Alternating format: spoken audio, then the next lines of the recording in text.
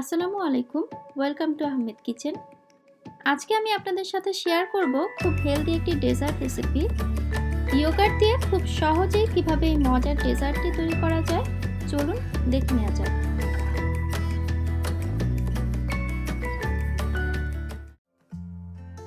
Creamy fruits ডেজার্টটি তৈরি করার জন্য প্রথমেই আমি একটি বাটিতে নিয়ে নিচ্ছি 1 কাপ পরিমাণ টক দই। এখন ফ্রেশ ক্রিম দিয়ে দিচ্ছি হাফ কাপ পরিমাণ।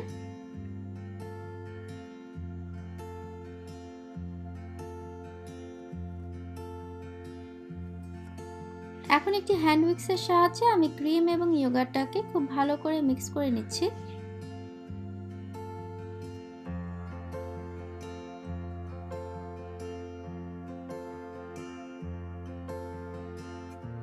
ক্রিম এবং ইয়োগার্টটা খুব ভালো করে মেশানো হয়ে গেলে এই পর্যায়ে আমি দিয়ে দিচ্ছি 1/4 কাপ পরিমাণ চিনি।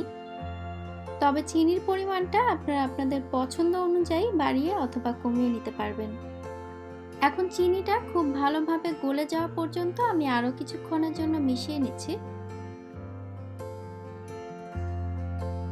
চিনিটা খুব ভালোভাবে মেশানো হয়ে গেলে আমি এই পর্যায়ে ফ্রুটসগুলো অ্যাড করব। এখানে আমি নিয়েছি ক্যানের তালের শাঁস আর নিয়েছি আপেল। আপেলটাকে আমি ছোট স্লাইস করে কেটে নিয়ে সেখান থেকে দিয়ে দিচ্ছি হাফ কাপ পরিমাণ। এখন আমি তালের শাঁসটাও ছোট টুকরো করে কেটে সেখান থেকে দিয়ে দিচ্ছি হাফ কাপ পরিমাণ। এখন একটি স্প্যাচুলার সাহায্যে সবকিছু আমি খুব ভালো করে মিশিয়ে নিচ্ছি। আপনারা এখানে পাকা আম, কলা, আনার, ডাবের শাঁস অথবা যে কোনো ধরনের মিষ্টি জাতীয় ফল আপনারা এখানে ইউজ করতে পারবেন। তবে চেষ্টা করবেন টক জাতীয় ফল এখানে অ্যাভয়েড করার জন্য।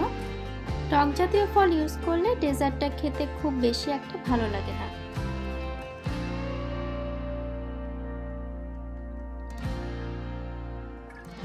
মেশানো হয়ে গেলে আমি এখন একটি সার্ভিং ডিশে পরিবেশন করে নিচ্ছি।